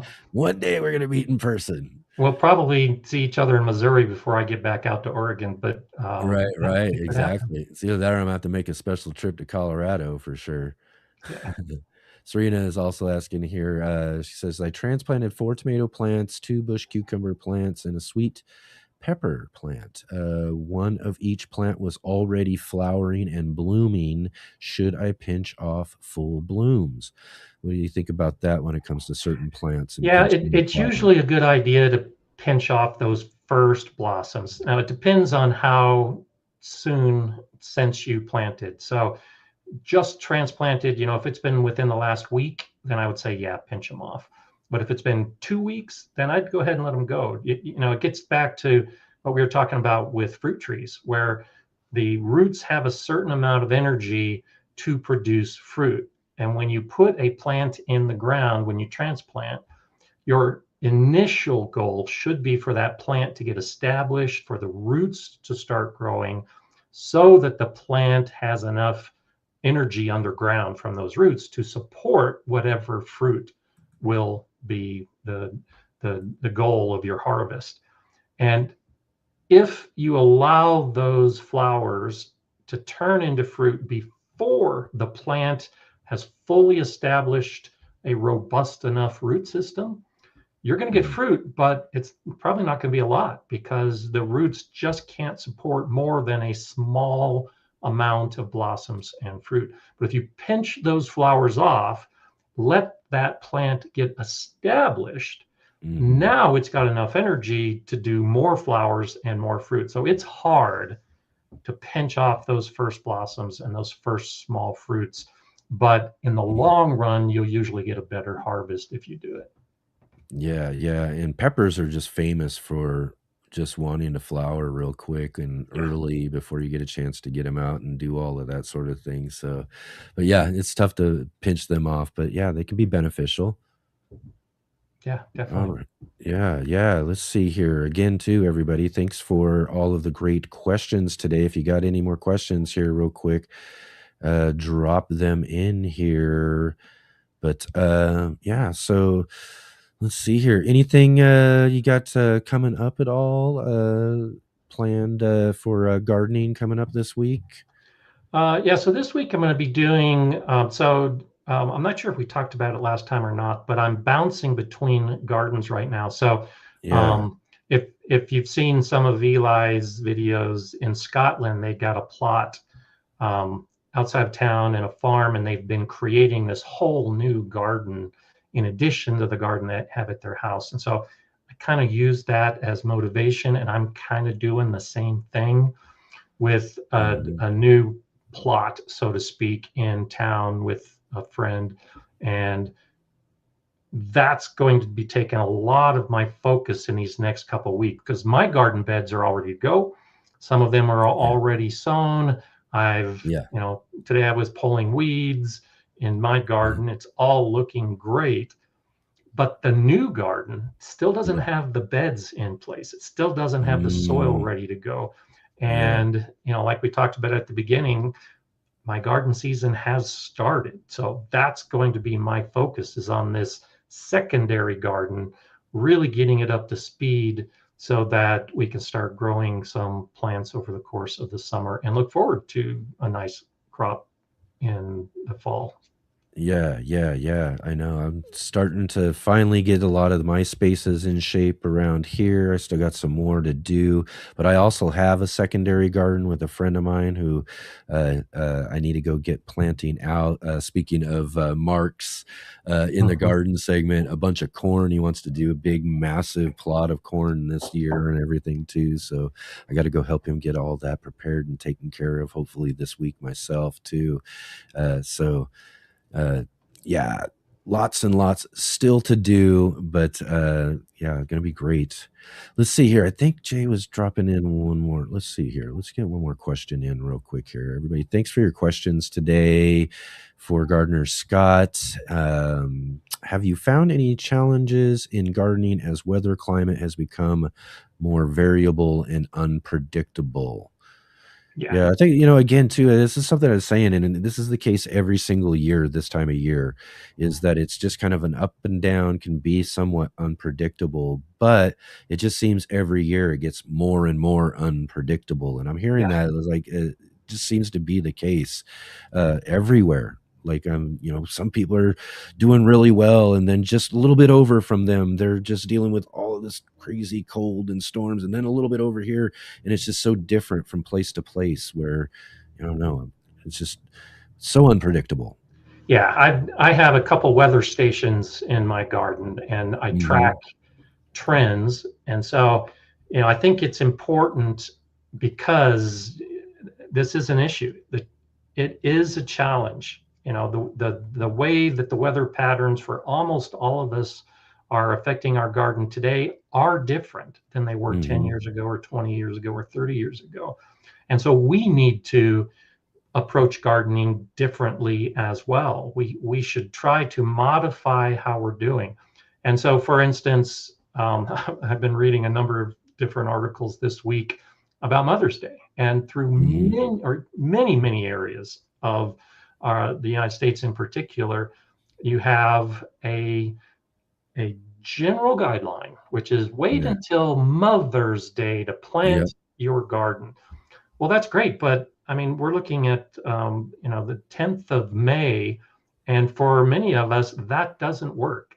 And it may work for some regions where the last frost date is the beginning of May, but it's those kind of guidelines that many of us have followed and have gotten away with.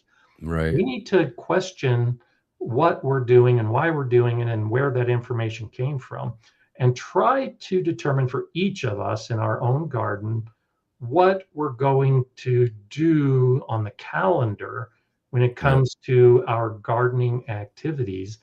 You can modify it, you can shift it, but you don't have to follow some century-old guidance that people around you are following.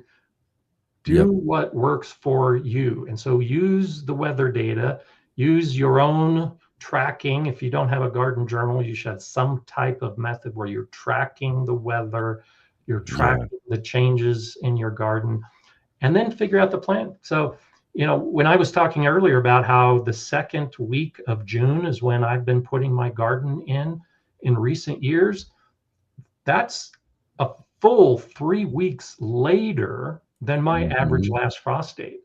And I used to use a 2-week buffer, where I would put my plants in 2 weeks after my average last frost date.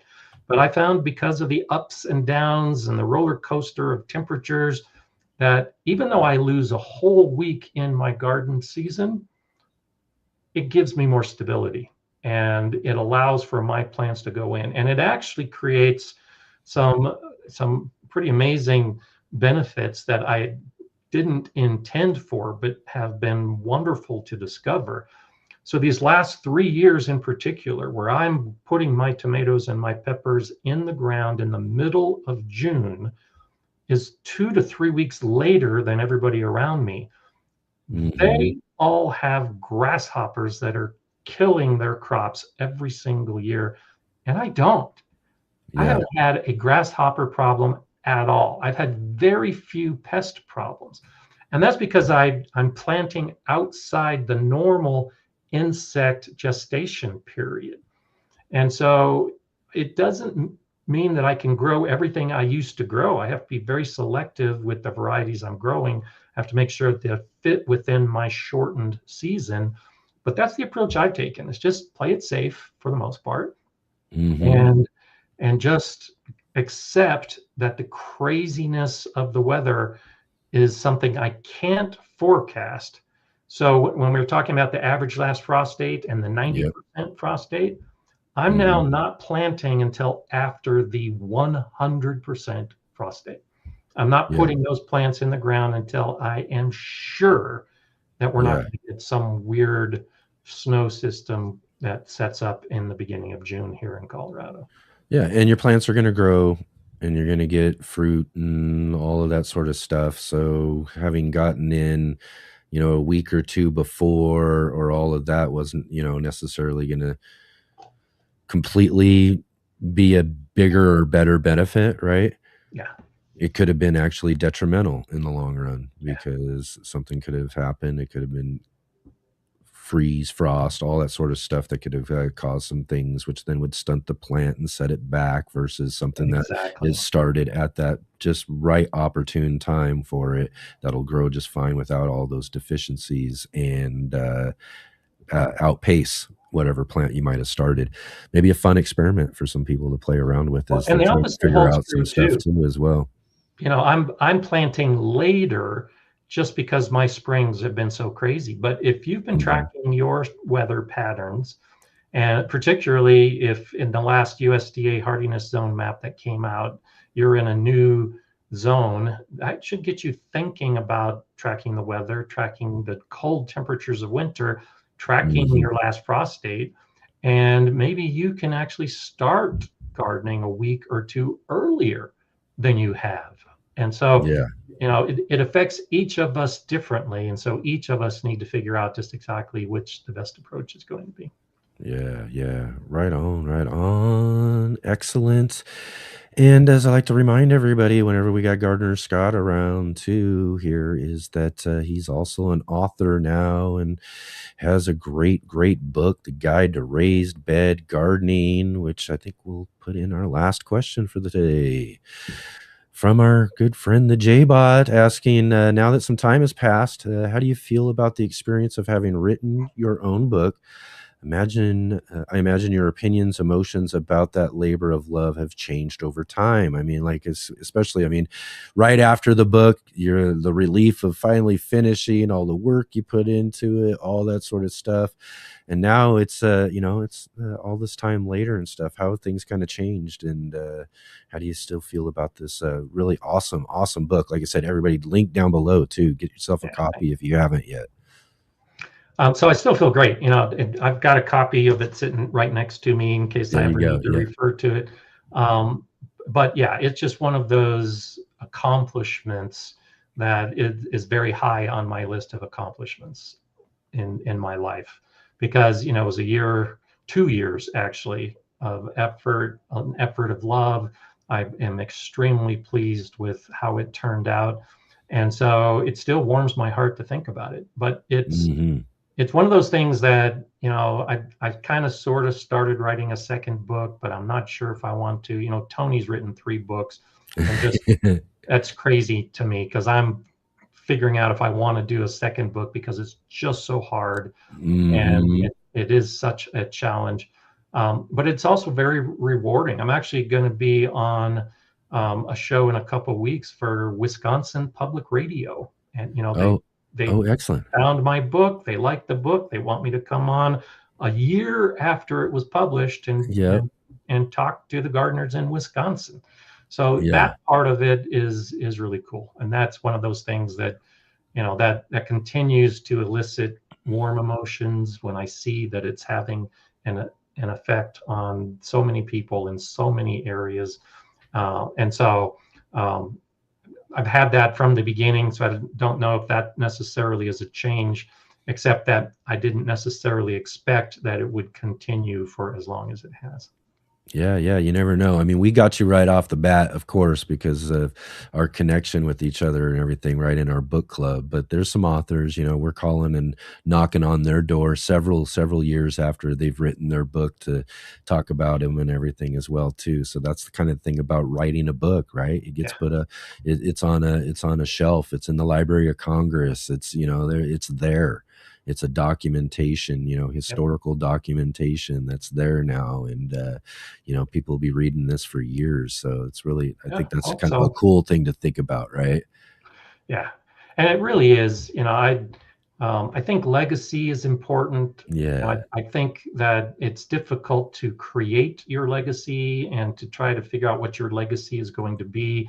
That's what other people do. Other people determine what your legacy is. And so exactly to your point, having written a book with very helpful information, I hope 10, 20, 30, 40 years from now, people are still using that information. And I'll have been long gone, but that's one of those pieces of legacy that I think is important for my grandkids and their grandkids. Exactly. To realize that they were a part of it all.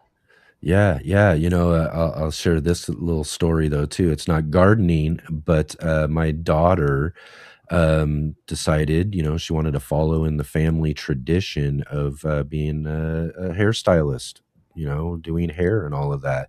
And the cool thing is that she's following the family tradition because her grandfather was actually a very popular hairstylist back in like the late 70s and the 80s, had his own line of hair stuff and everything. But he wrote a book on that like hairstyling schools and all that sort of stuff used for many, many years and everything. And it was something that was kind of cool for her to kind of share that book that he wrote when she was going to school all those years later and everything too. I told her, I said, what would be really cool though, is if you could do the new updated revision of the book. Would be really kind of cool, wouldn't it? Yeah, absolutely. But yeah, I talk about legacy and how cool that is. One of your grandkids will be, out in their garden learning and building their raised beds with your raised bed gardening book. There you go.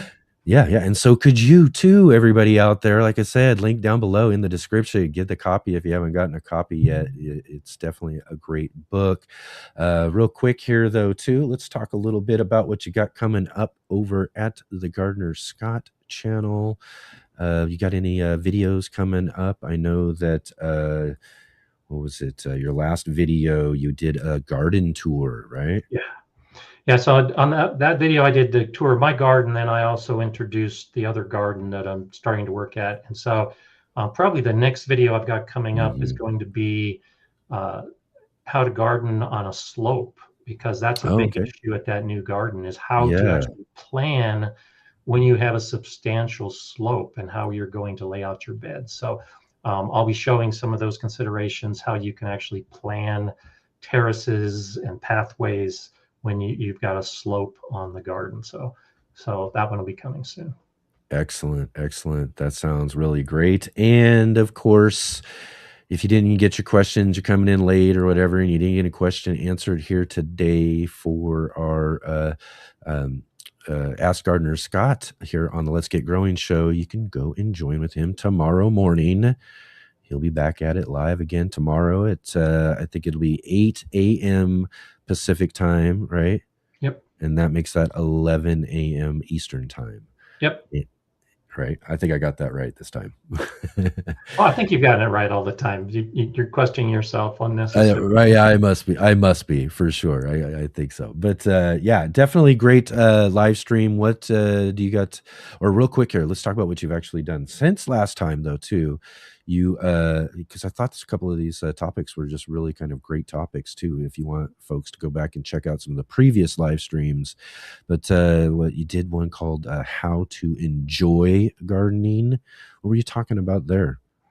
Yeah, so the whole idea of the reasons why we garden, and just basically literally stopping and smell the roses. Yeah. That, when you start approaching gardening, it's just, oh, I got to get out and water. Oh, I got to get out and weed. Oh, the pests are eating everything, and everything is a chore. Everything is stressful. Then there is that point of the season, isn't it? Exactly. And it becomes very easy to walk away when you recognize that it's a waste of time, or you think you recognize that it's a waste of time. But instead, turn it around and look at the little things that are happening in your garden. I saw a bumblebee just land on the surface of a bed that I was working in a couple days ago. And that moment was that made the whole day worthwhile, was just watching a bumblebee walk across the surface of the soil. And when you take that approach to gardening, you recognize that for many of us, a big reason why we garden is because it relieves our stress, that we can get out in the garden and enjoy it and look at the butterflies and listen to the birds and eat the raspberry fresh off of the cane. And so that's the basic discussion of that live stream. Was that's great.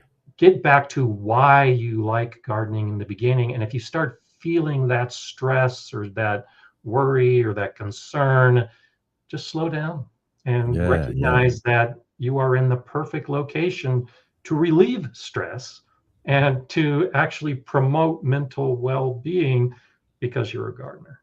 Yeah. And you did a couple of other great ones. Definitely you want to check out What Does Gardening Cost? I mean, that's a big one. We all think about, the cost of gardening and all of that. That can be something big that we think about.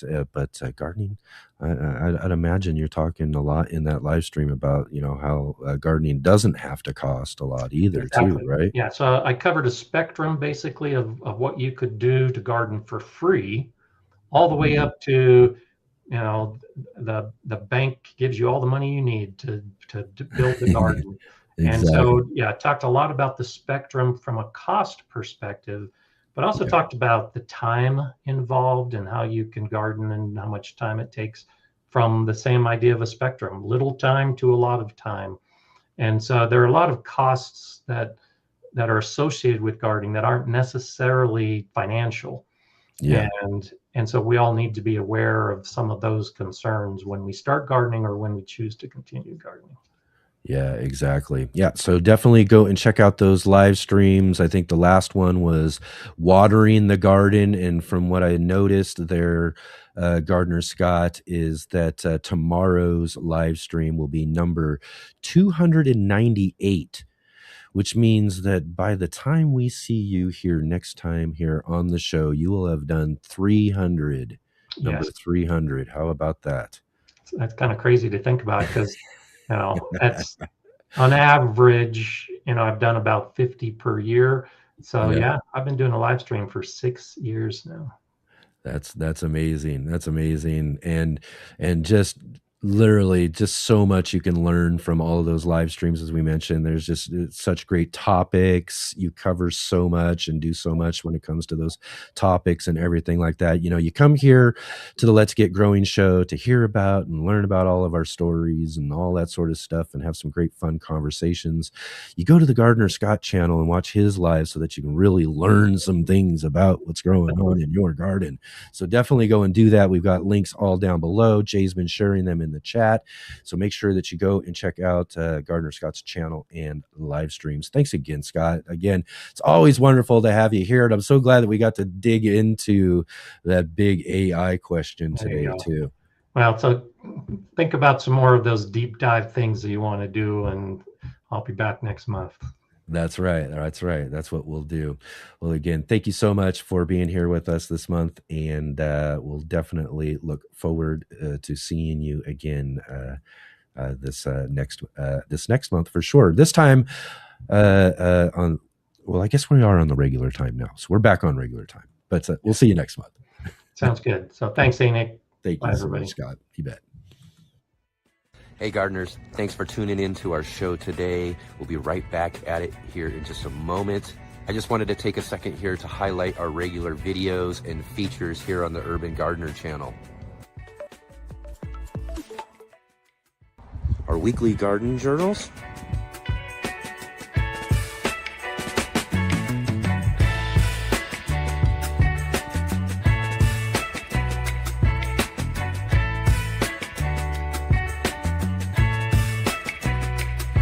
and our incredible featured visits.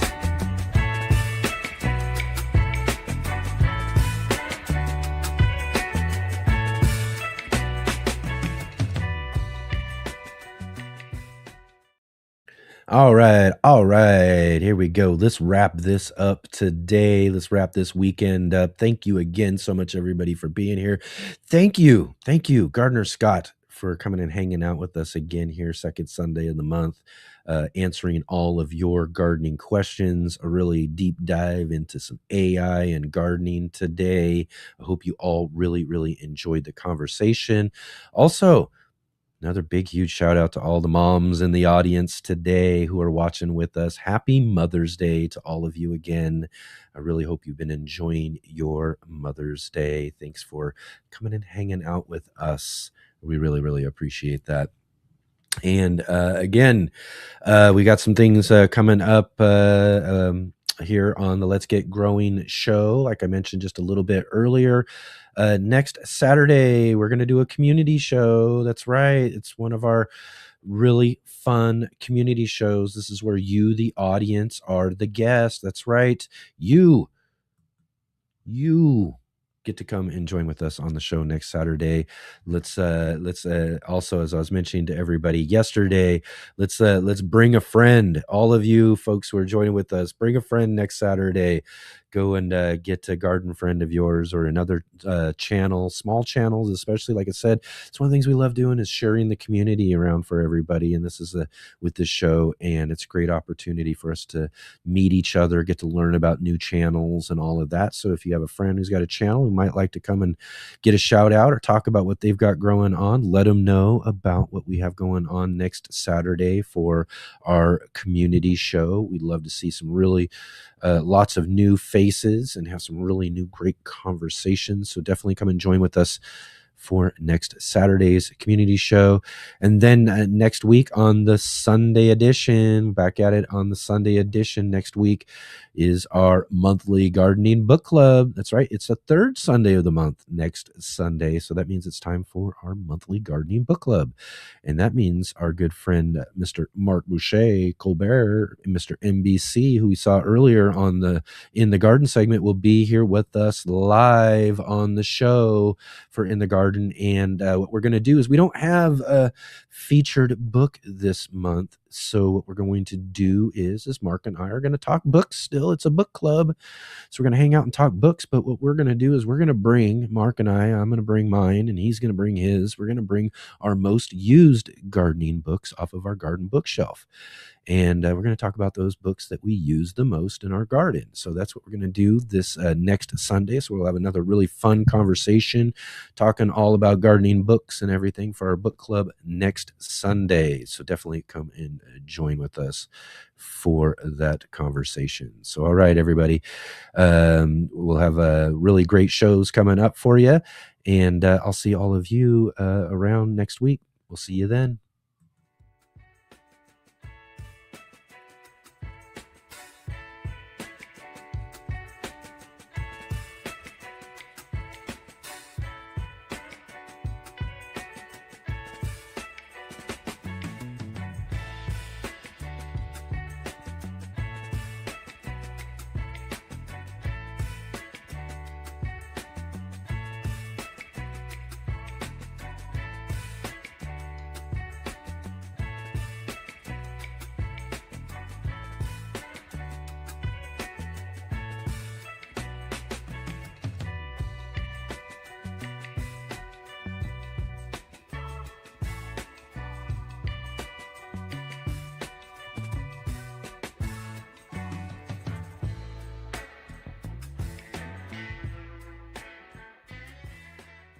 All right, they're gonna run. See you on the flippy flops.